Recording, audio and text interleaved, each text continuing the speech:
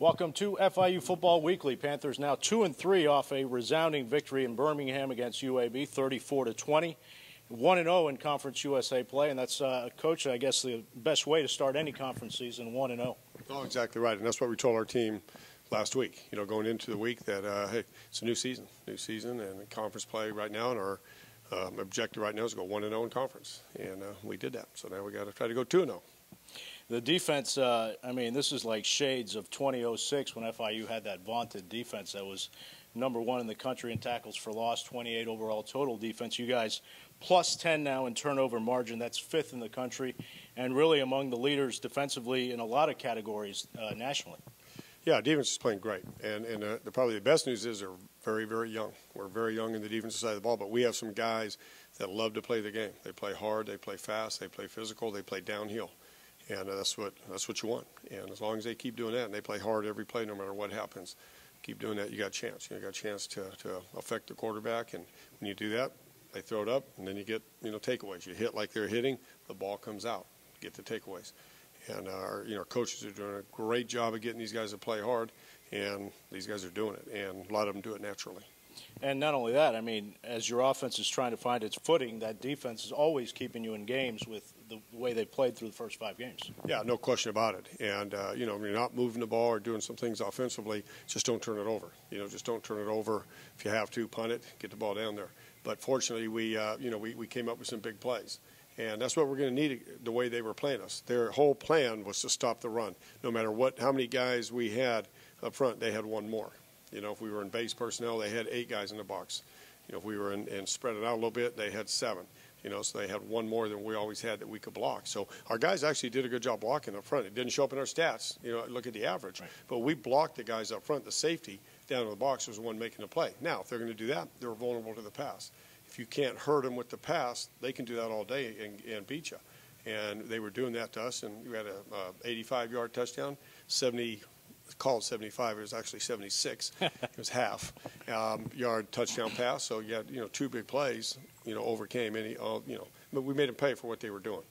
Glenn Coleman with the 85-yard touchdown, second longest play in FIU history, only to tight end Sam Smith, who had an 89-yard catch against Maryland back in 2006. And then Jonnu Smith with the 75.5 or 76? 75.5. 75.5-yard touchdown, the 6th longest play in FIU history. That offense, I'm sure you love seeing the big plays, but you also probably want to see a little bit more consistency from the offense. Well, like I said, against a team that's playing like that, that's going to play press man, one high safety, press man, the safety in the box, it's going to be hard to get the efficiency you want, to move it down. You're going to have to do that. You're going to get stop, big play. That's how it is. That's how it is when teams play that style of defense. So if they're going to play that, then we would like to obviously get bigger plays in the run game, but you're not going to get them. There's an extra guy in the box unless you bring an extra guy in to block them, and we chose not to. We chose to spread them out and try to attack them down the field and make some plays and continue to be patient with the run, and run it, just knowing it's going to be hard to pop anything, get big plays. We were very close a lot of times. Right. And we had 2 runs I can think of right now that if we execute a little better, if the backs hit the hole, they tried to bounce it. If they hit the hole downhill, we would have scored on one of them for sure, about 20-something yards, and the other one would have been a big play because the safety took a bad angle, and we kind of bounced right out into him. He got lucky. I remember one run where Alex Gardner went inside, and if he bounces it left, there's nobody in front of him. I don't know if that's the play you were talking about. No, I'm talking about one down about the 25-yard line. Okay. It was an inside, weak side gap play, and it's an inside downhill A-gap play, and he got it and bounced it. And if he stayed in the A-gap, I mean, the hole, was good size. The other Alex Magoo, I thought he hung in there well after, a little shaky start. I mean, you mentioned the 5 throwaways that he had. Talk about his performance. Yeah, obviously he missed some throws early. I don't know if he was hyped up or whatever, but he missed some throws early that he's got to make. Some of them on 3rd down. He's got to make those short throws, high percentage completion throws, and he missed some early. But the good thing is that, true freshman missed some throws early. He didn't go in the tank. He didn't doubt himself. He hung in there, and he made some very good plays as the game went on. And you look at the stats, 9 for, I believe it was 24. Right. So you look at that and say, wow, that's not very good. Well, it isn't very good, but he had 5 throwaways where they could have been sacks. 3 of them could have been more than 10-yard sacks. They had him in the grass when he was going down, and he threw the ball away. So if we protect that a little bit better and he has a chance to throw those, say we complete 5 of them, he's over 50%. He's 14. No, he's 14 for 24. If we get 3 of them, he's 12 for 24, 50%. And against a team that's playing press man like that, that's okay. So, yeah, he missed some throws he got to make, but he did some good things as well. Like a lot of sports, football is not only physical but a mental game. And I'm sure your team had to have some kind of adjustments after that 8-hour flight delay on Friday. And how did obviously they handled it well because you won 34-20, but what kind of adjustments did you guys have to make with that delay?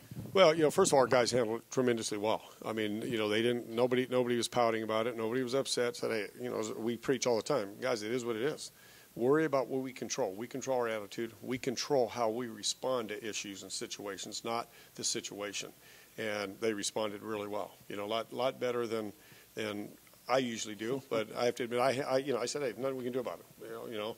And then Pete Garcia stepped up and allowed us to go to Texas State Brazil. So that helped to get out of the airport, got in a bus. Mark Davis did a great job of and his staff did a great job of getting buses lined up very quickly. We got buses, went to Texas State Brazil, had a great meal, and I think that helped. That helped a lot. And then we got back to the airport, had about another hour wait, and then got on the plane and went. Supposed to get in there at 4:30 or 5, I believe, and we got in at, like 11:30 by the time we got to the hotel. Last time FIU had 2 pick-six was back in 2005 Shula Bowl against FAU. Yep. FIU won that one 52-6. They actually had 4 there to tie an NCAA record. You guys had 2 last week. I'm sure you've already seen film of Florida Atlantic. What do you see from them? I see a good team. I see a very good team that plays hard. They play fast. They're quick. Well coached, well disciplined, a very good team. As we know, we played them last year, obviously, and we know, it's going to be a big challenge. But our guys are excited. Our guys are excited. You could tell that in the locker room right after the game last week, as I'm sure their guys are excited. Yeah. And it's a big rivalry game, and our guys are looking forward to it. So it's going to be, as I told them, started the week. I said, guys, now the fun's going to begin. Let's start the fun. With so many South Florida guys on both teams, I mean, do you see similarities in FAU that you see on your team? Maybe the athleticism on both sides. Oh, I see guys that love to play the game of football. As South Florida guys do. They play hard, they play fast, they play downhill, and they're athletic, no question. And you mentioned a little bit, talking to the guys about FAU. I mean, do you sense that rivalry? And maybe I wouldn't want to say they were up more for this game, but I mean, do you sense a little bit more of an edge, this being FAU and the Shula Bowl and the Shula Bowl trophy and everything? Yeah, no doubt about it. Our guys want to get that Shula Bowl trophy back in this room. We want to get it back here, and we have a chance to sit in this meeting room and look at it every day, and we need to get it back. So yeah, they definitely do, and they got a little bit of sense of urgency, a little bit of edge about them. That's Coach Ron Turner. Panthers look to go 2-0 in Conference USA play on Thursday night. Magoo out to the outside. That's Jonnu Smith. He goes down the sideline. There he goes. Smith is ahead of everyone. That's a tight end. Are you kidding me? Wow, what a play. Back here on FIU Football Weekly, tight end Jonnu Smith joins me. And Jonnu, I thought I was looking at T.Y. Hilton running down the sidelines there in Birmingham. Tell me a little bit about that 75-yard touchdown catch. Well, catch and run.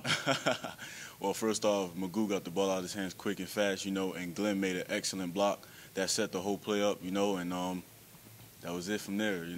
I just kept running and never looked back. I know when we've talked and when people ask me about you, I say it's a receiver basically playing tight end. I know you were quick. I just didn't know you were that quick. Did any of the UAB defensive backs or anybody, in the game say, that guy's a tight end running that way? I was just out there playing, I don't really know what they said. Maybe they underestimated my speed, but, I was just playing. Okay. Now, you guys had 2 big plays on Saturday, but still I'm sure the consistency that you guys want on offense is not there yet. Oh, yeah. Talk a little bit about that on, the slow start of the offense and what you guys can do to get that better. Right. Well, each week we see more progress in our offense, but it's not where we want it to be, of course. But we're going to keep progressing. And, of course, there's always some things to work on, because we're never going to be perfect. But, we started out slow, but we finished strong, and I think that's that's one of our strong points. Have you had a chance to look at Florida Atlantic on tape yet? Oh, yeah. What do you see from their defense? They basically we got to execute. they set up the defense where we can execute plays and where we can get the ball out of our hands and we can run the ball, and we're gonna worry about us. We're not gonna worry about them. We're gonna worry about us. Now, I know you are from Philadelphia by way of Ocala, now in Miami, and you really didn't play a lot of high school football with a lot of the South Florida guys or really none, because you played in Ocala. Maybe you ran into them in a playoff game.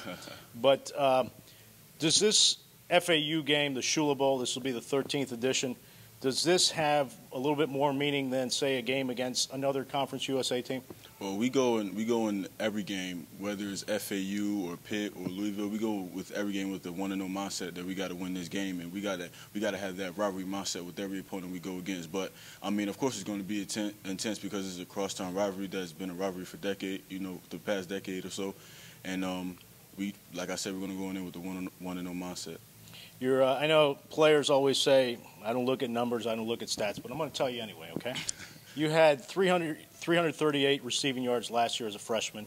You already have 311 receiving yards as a sophomore, 27 yards away from matching last year's total, and we've only played 5 games. What do you think you've done differently this year that, I mean, you've obviously, you're a good player, and you're not going to say that because that's you.